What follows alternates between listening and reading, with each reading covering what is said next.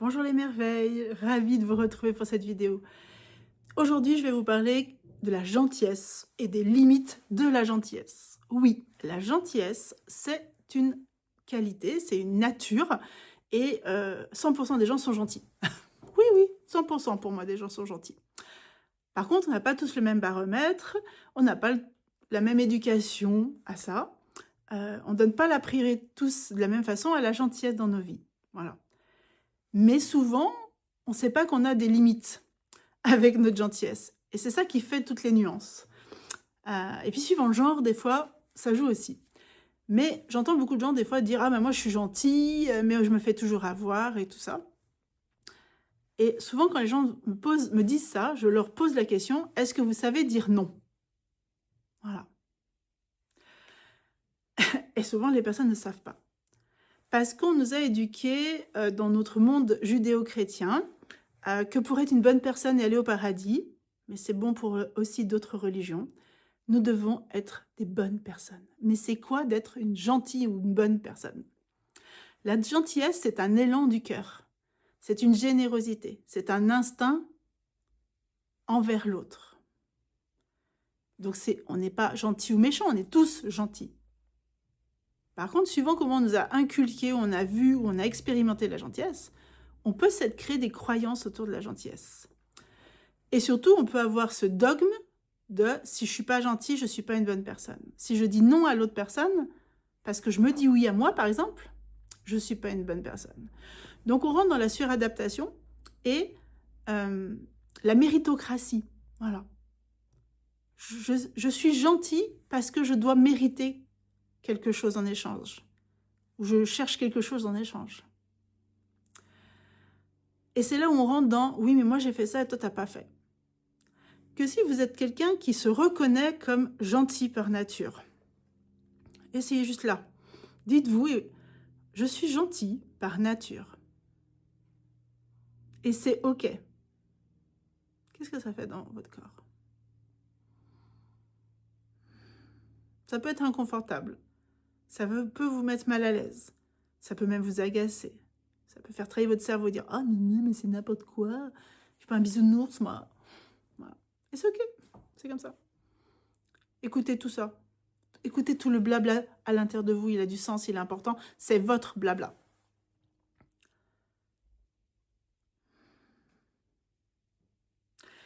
Et si on part sur ce postulat que c'est OK que vous soyez gentil, que vous ressentiez la gentillesse et que ça fait partie de vous et c'est votre nature et vous aimez ça. Mais si vous êtes gentil avec les autres, vous êtes gentil avec vous-même. Donc quand vous allez dire à une personne « Ben non, là, je ne peux pas t'aider », vous ne vous sentirez pas coupable. Vous savez que vous êtes gentil, mais comme là, vous êtes gentil avec vous-même parce que vous ne pouvez pas. Par exemple, comme quand la fin de mois est un peu difficile et puis que vous avez une mendiante ou un mendiant. Votre nature va vouloir aider l'autre, va être gentil. Mais c'est à votre détriment. Pourtant, oui, vous allez vous dire, oui, bah, cette personne, si c'est une personne étrangère, elle a vécu des choses plus dures que moi, gna gna. Mais est-ce que c'est être gentil que d'aider quelqu'un si vous ne vous aidez pas vous-même d'abord? Est-ce que c'est une vraie gentillesse, ça? Ou c'est de la pitié? Ou c'est d'être sauveur, sauveuse? Et pas juste bienveillant et bienveillante. Donc gentil aussi, hein. Pour moi, ça se rejoint. C'est des nuances. On peut détailler les nuances, le baromètre de la générosité, de la gentillesse et de la bienveillance. Mais comment vous vivez ça à l'intérieur de vous? Et moi, je vois beaucoup de personnes, et même des gens qui finalement ont fini par pas toujours être gentils, être assez agressifs.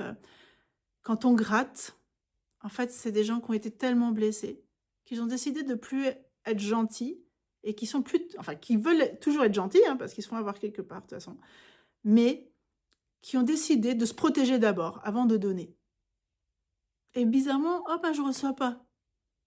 À l'inverse de ceux qui donnent trop, qui ne savent pas dire non, eux, ils ne reçoivent plus, parce qu'ils ont mis le bouclier à chaque fois. Voilà. Et les deux extrêmes créent un déséquilibre, et surtout un déséquilibre pour votre système nerveux et votre âme, c'est que ça perd sens.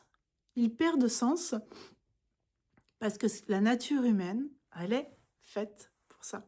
On est des êtres gentils, mais nous devons savoir poser des limites et être fermes. Pas être violent, pas être attaquant, pas être en soumission, poser des limites fermes. Et laisser se recevoir aussi et faire confiance à l'autre. Moi, je vois beaucoup de gens aussi qui, lorsqu'ils rencontrent des personnes, on finit par avoir d'abord peur, et puis ça c'est très inculqué, puisqu'on nous a dit que nous étions des êtres malveillants, qu'il faut dresser et éduquer. C'est ce qu'on porte de nos croyances sociales, et qui vont d'abord dire « Ah mais les gens sont méchants ». Et ça crée aussi un truc qui m'hallucine, que moi j'ai pu vivre longtemps, c'est que moi, ma nature est gentille, et j'adore être gentille. Et même j'ai adoré très longtemps, un peu par narcissisme spirituel, être quelqu'un de très généreux. Voilà. Généreux énergétiquement. Parce que, comme j'étais pas avec les bons codes sociétaux, j'ai cru que, moi j'avais ce truc naïf, que si je donne beaucoup, je reçois beaucoup. Qui est une loi du vivant et réelle en fait. Mais, mais on m'a pas dit qu'il y a des gens qui joueront pas le jeu avec moi. Moi je croyais que tout le monde allait jouer le jeu. Parce que justement, il y a beaucoup de blessures. Donc moi, j'ai dû apprendre à me dire, ok, il y a des gens qui font pas ça. Il y a des gens qui ne savent pas donner, qui ont peur. Je vous invite à lire l'histoire Le conte est doux des chauds doudous. Ça explique très bien cette notion avec les chauds doudous qu'on donne pas et qu'on nous a fait croire que ça pouvait s'arrêter. La gentillesse, c'est un élan d'amour et l'amour ne s'arrête pas, il se multiplie. Il ne s'use jamais. Ce qui s'use, c'est l'humain qui n'a pas su faire respecter cet amour. C'est l'humain qui ne savait pas que cet amour, c'est tellement un Graal, c'est le Graal, qu'on a le droit de dire non. Alors, il y en a qui l'ont su, qui ont fait des guerres, mais pas toujours pour la même chose. Parce que quand on est de l'amour et qu'on le fait respecter, on n'a pas besoin de guerre. Moi, j'ai fait l'expérience plusieurs fois et grâce à la CNV, grâce à tout ce monde de la conscience de soi et toute ma pratique, qu'il me suffit d'être à l'écoute de ma limite, de la nommer en disant non, là, c'est pas possible pour moi, parce que ça, pour engendrer un cataclysme autour de moi. Parce que quand vous êtes tellement aligné dans votre gentillesse, dans votre amour de vous, dans le lien à l'autre et l'envie d'être en lien à l'autre, et d'être gentil avec l'autre, pas lui faire du mal, si les personnes en face n'ont pas l'habitude, elles le prennent comme un truc « Ah, mais moi, on m'a dit, qu'est-ce que t'es dur, qu'est-ce que t'es autoritaire, pourquoi tu t'énerves ?» Ben, je m'énerve pas, je viens de le dire aussi calmement que je viens de vous le dire, vous voyez. Donc, c'est plus puissant que ça. La gentillesse, quand elle est profondément consciente, ancrée, que vous savez qu'elle a de la valeur, qui est de l'amour pur, et que vous savez la protéger, dans le sens poser des limites fermes, bah, vous n'avez pas besoin de la guerre. Moi, j'ai jamais... Moi, les fois où je crie chez moi, c'est quand moi, mon réservoir émotionnel, mental, la charge mentale ou physique, est à plat. Et donc, je ne gère plus bien. Donc, j'ai un débordement émotionnel. Mes limites sont dépassées. En fait, je suis sans... Voilà, je suis vulnérable. Et je m'énerve à la maison, ou je m'énerve avec les gens qui ont dépassé mes limites. Mais autrement, je ne m'énerve pas. Moi, j'ai éduqué mes enfants sans crier. Mais par contre, j'ai fait un gros chemin à chaque fois d'écouter ce que je ressentais. De rester dans mon cœur. Quand on parle de ces pratiques du cœur, rester dans l'amour qu'on va retrouver dans la spiritualité que nous enseignent les religions au départ, de façon analytique. Et ben c'est ça. Je reste dans ma gentillesse. Je reste dans mon cœur. Par contre, je pose des limites fermes. Alors, les hommes vont être plutôt dans... Je cadre tout de suite. Les femmes vont mettre du temps. Mais il y a des hommes très gentils. Et des hommes qui se font avoir. Et bien sûr, tant que vous n'aurez pas posé de limites et vous ne serez pas très clair dans votre posture, vous aurez des gens qui viendront dépasser les limites. Si vous ne dites pas à une autre personne, faites avec les enfants. Posez pas de cadre aux enfants. Je ne parle pas de limites ou de punition. Posez pas de cadre d'une situation aux enfants. Ils vont... C'est des enfants sauvages. Ils vont tout tester. Donc après, il faut revenir 2 fois en arrière. Les adultes, c'est pareil. Si vous dites pas à une personne, non, ça c'est mon cadre et ma limite, c'est ma norme, c'est le mot qui vous parle. Je propose souvent plusieurs mots parce qu'on n'a pas tous le même langage et symbolisme. Mais si vous n'exprimez pas votre norme, la personne, elle va rentrer. Hein. Comme on dit, je donne ça, on prend ça. Ah oui, mais si tu donnes ça et que tu dis pas, bon, bah, je donne ça, mais là, je peux pas faire plus, la personne, elle va dire, ah, tu peux plus. Moi, j'adore les gens qui me posent un cadre clair. Je déteste les gens qui m'imposent. Je déteste l'autoritarisme. Mais les gens qui ont une autorité d'amour, de gentillesse, en disant, là, c'est pas possible. Moi, j'ai besoin de... Oh, je me sens tellement bien, moi. Ça m'évite de réfléchir. Je me dis, mince, est-ce que j'ai dépassé les limites? Parce que, en fait, mon instinct, il va chercher à être respectueuse. Parce que moi, comme j'aime qu'on me respecte, j'aime respecter les autres. Et je peux vous dire que je me suis fâchée qu'avec des gens qui ne savent pas, qui un jour disent, oui, ben, tu dépasses les limites. Oui, mais tu les nommes jamais. Tu les nommes jamais, gars. Viens, dis-moi ce que c'est, tes limites.